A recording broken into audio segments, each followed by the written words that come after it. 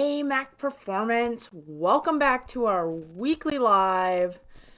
Let's get down to business with our summer series. Now I'm gonna let everybody kind of tune in and explain what the summer series is. This is going to be a consecutive group of 5 live streams to help you be more active in the summer. We're going to be covering activities that are approved for social distancing in case this nonsense, horrible pandemic, but stress goes on for a little bit longer. From running, biking, swimming, I want to make sure I give you the activities that help keep you safe and healthy during this pandemic. Now, before I can send you out to play in the summer heat, I need to make sure you know how to be out in the sun and be healthy. Because there are some inherent risks from the evil day star. So let's go over what you can do to be active, be healthy, and be safe out in the sun, since at least here in Minnesota, we don't see it for 9 months out of the year, and then we get roasted in July and August. And as an EMT, this is something that I deal with day in and day out on sidelines when it comes to emergency medicine. No matter how many times I preach heat safety, someone always gets a boo-boo. So first and foremost, let's jump on here. We're going to go through some outdoor safety. Why do we need to discuss this? Well, there are 3 common conditions, from heat cramps, exhaustion to stroke. Heat stroke being the most concerning and, well, frankly, the one that can kill you. So let's be real, that's the one that we have to watch out for and prevent. But why do they happen? And what can we do to prevent them? So first we have to discuss how our body stays cool. The body is continually trying to maintain a perfect temperature, or what we like to call homeostasis, a happy place that all the things that need to happen safely and effectively. And when we get into scenarios where we have excessive heat, whether it be from an outside source or a fever, that's when we can cause damage to our insides and our brain. So we really need to do our best to prevent that. And how our body tries to maintain that sense of balance is one, evaporation. So we sweat, we evaporate, and the other way is we just, in any form of air temperature that is less than 70 degrees, or less than 70 degrees, we just radiate heat to kind of reduce those risks. Now, these are all fine and dandy until we start getting into those humidity issues, or if we're dehydrated. So our bodies are made up of a bunch of water, and really we lose about 2 quarts of water just existing, breathing, urinating, sweating. And if you're working outside, you can produce up to 3 quarts of sweat an hour. So you need to make sure you're drinking. So find a nice water bottle. This is my little one. It's actually rather massive, that you like. For me, it's really about how the lid is to whether I'm actually going to drink from it or not. And I know that seems really silly and unnecessary, but if you have a water bottle that you're not utilizing for whatever reason, get a different one. Find something that actually will have you drink the water that you need. And again, if you're already thirsty, you're already dehydrated, but don't let your thirst drive be the main indicator of when you're dehydrated. I don't overly get thirsty until I'm really in a bad place. And I fully admit that there are times I haven't done a great job, especially last year, with repetitive amounts of heat. So a good way to kind of look at it is to monitor both how much you're drinking. So try to have at least 8 ounces of water every 20 minutes when you're out in the heat. avoid caffeinated and alcoholic beverages, which I know is hard, especially during some of the summer sports like golf. That definitely is not something people are very good at avoiding, the adult beverages. And really, you want to make sure you're balancing your water with the appropriate amount of electrolytes. And that doesn't necessarily mean drinking a Gatorade or a Powerade. It really means that it could be beneficial for you to simply put a pinch of salt in your water just to provide a little additional balance to your drink. One of my favorite store-bought electrolyte drinks is actually called Hoist. I like it because it doesn't have as much sugar as a Gatorade, but it does have magnesium, which is great. Now, let me caveat this. Sugar isn't necessarily bad. When you're having a heat injury, when you're having a heat issue, your body is excessively trying to get yourself back to balance, meaning it needs carbohydrates to balance. So those sugar-free electrolyte drinks actually can be more dangerous in this scenario when you need a sugary drink. So keep that in mind. Always find that balance. Sugar-free Gatorade is great if you just want to drink it all the time. Not so great in an emergency situation. Now, you can actually drink too much water and make yourself sick. So be careful with if you start to have increased urination. So meaning instead of like urinating once to twice every hour or 2 hours, you might be going 3 or 4 times an hour. And you might start to have some behavioral changes where you're behaving in a confused or disoriented manner. Then you've reached the potential of water intoxication, which then can lead to hyponatremia, which is a big word meaning not enough protein in your blood or not enough electrolytes to keep things balanced. A lot of our body functions on a very little thin scale.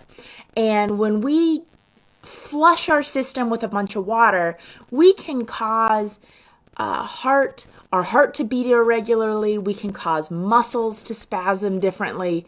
So easiest way to know, am I hydrated enough, is to look at your urine, as gross as that sounds. You want it to be a pale yellow. Not clear, not dark, a beautiful, pale, like you think I'd have something with me. Just a pale, daisy, clear yellow is perfect.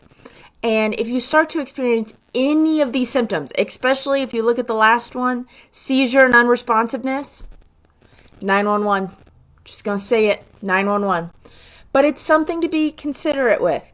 Be cognizant of the water you're putting into your body. Now, here's something that people don't take into effect. Yes, it can be hot outside, but being hot isn't the worst thing. It's the humidity. Once we reach a humidity of 75%, we no longer have the ability to utilize sweating as an effective means to cool ourselves, because at that humidity level, we're no longer evaporating sweat. Meaning, if you live in Florida or Georgia or anywhere in the South, you have to be very, very careful. And even here in Minnesota, come July and August, it can get gnarly outside. And that's where you look at heat indexes. Heat indexes takes the temperature plus humidity and creates what the actual temperature is to calculate whether it's going to be an ugly day. And in the sports realm, we use that to calculate how long people should be spending outside at a given temperature point. And when we're hitting a heat index of 98 and above, we try to keep people from being outside longer than 2 hours. And I know last year when I was working with a band, a Drum Corps International Marching Band, there was 1 week where the heat index did not drop below 104. Needless to say, I was a little busy. I think I had about half the brass drop one day. It was an ugly, ugly thing.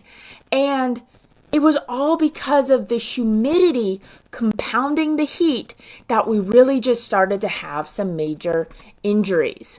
So who's at risk for having a heat injury? Meaning, who needs to be a little bit more aware of when they're going to be outside? Overweight. If you have a combination of chronic illnesses, alcoholics, older individuals, so the old, the young, people who work outside regularly have a higher risk, and then certain medications. So if you're on a medication, check with your doctor to see if there is any risk for having a heat-related injury before going and doing anything, because I want to make sure that everybody is safe doing any activity outside. Now, our first thing that we need to be concerned with is heat cramps, which is simply significant painful muscle spasms. And typically they occur in the calf. And I wish I could say that if you drink enough water and drank enough electrolytes, you would never have a risk of heat cramps. It's just not the case. It's when your body reaches a certain temperature point and it's going, hey, warning, we're not happy with what's going on. So what you need to do is to make sure you get into a cool place, you get some electrolytes in your body, you stretch, but most importantly, especially if it's a calf, this is going to sound kind of crazy. Get on your feet and walk around. That muscle likes to be loaded. It will help relax the cramp faster. So get in a cool place and walk around a little bit. A great thing that we did is we had spray bottles full of water that we kept in an ice chest. So as we needed to cool people down, we could cool them down with a nice cool mist to help just kind of keep their overall body temperature feeling a little bit better. Now, if you let heat cramps progress, you're going to get into heat exhaustion. This is where you're incredibly thirsty, you're sweaty, you're starting to have some flu-like symptoms where you're feeling nauseous, maybe you're even a little pukey, and you can start to have some significant heart palpitations. This is a big warning. Get out of the heat, hands down. Do not pass go. Go inside. You have to remove any excessive clothing that could be holding heat in. If able to, have some electrolytes, and if you can't get them to feel better with heat exhaustion, it progresses to something called heat stroke. And this is deadly. This is the thing that is the scariest heat injury possible. And it typically takes a couple days to develop, meaning as you spend more time out in the heat, you get compounding effects on your body. And this creates a big problem. This is where working outside many hours, or my poor band kiddos who were left outside for a week in over 104 heat index, it was kind of expected we were going to start having issues. Now, the worst heat injured individual I ever had was at a football game. It was a linebacker, biggest game of the year, fourth quarter, all of a sudden they start acting disoriented. And we were like, I wonder if they're concussed. So we pulled them out and we started talking to them going, hey, what's going on? Who are you? Who are we? They couldn't answer any of our questions. And sadly, this was an away out-of-state game, and the announcers mentioned that we had pulled them out, and their family back home started freaking out, especially once they mentioned us removing the athlete's pads.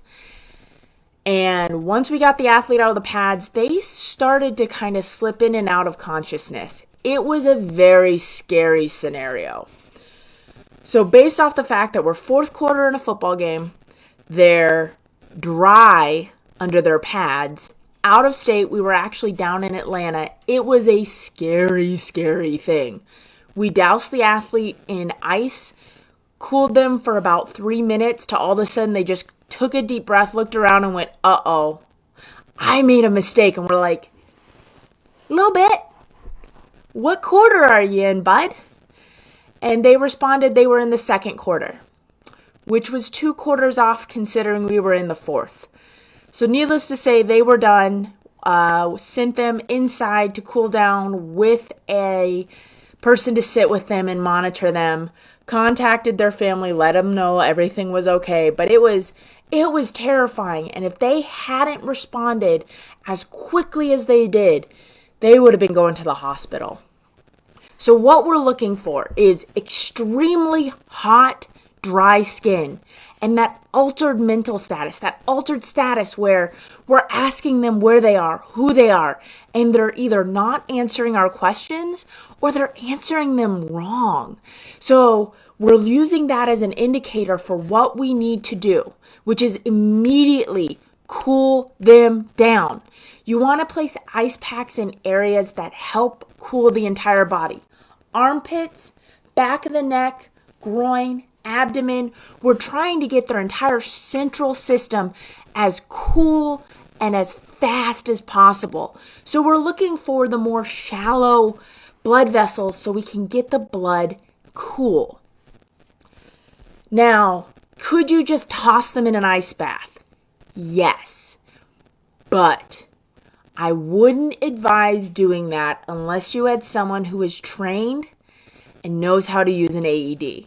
The shock of being tossed in an ice bath can be very dangerous. So be very careful, cool them down, and in this case, if they're already into heat stroke, call 911. Especially if their ability to answer your questions doesn't improve in under 5 minutes. Or really, when in doubt, call 911. At least in Minnesota, you do not have to pay for an ambulance unless they actually take the person into the hospital. Calling 911 takes the pressure off of you and keeps the person safe. Now, again, we're working through heat stroke and heat exhaustion. The big things are heat stroke, dry, altered, probably vomiting, could have seizures. Heat exhaustion, extraordinarily sweaty, nauseous. They're towing the line. And really the only way to tell the difference is to get a rectal temperature. And I'm sorry, not even I am going to do that. I'm just going to assume they have it and treat it because no. If they go to the hospital, they'll get their temperature there. Now, additional things that can occur. You can have heat syncope, simply meaning you pass out because it's hot. If you see someone starting to get woozy in the heat, your biggest goal as a person helping them is keep them from hitting their head. And if you start to feel woozy because of the heat, get as close to the ground as possible, thus avoiding injury. It's an important thing. The other thing you can get is heat edema. This is where things get swollen. I know for me, when I go for walks in the summer, my hands will get swollen. So I make sure that I don't wear any constricting jewelry. I already only wear a silicone band, but then I'll also loosen my watch just to make sure things feel better. Because things can just get puffy in the hands and feet as you're working. And then the other thing, you can get a heat rash pretty much anywhere on the body that gets aggravated or irritated. And it can get really itchy. I have a tendency to get sun poisoning because I am pale and transparent and I don't go out in the evil day star, as I have fondly nicknamed it. But that's just where my body literally almost has an allergic reaction to the sun.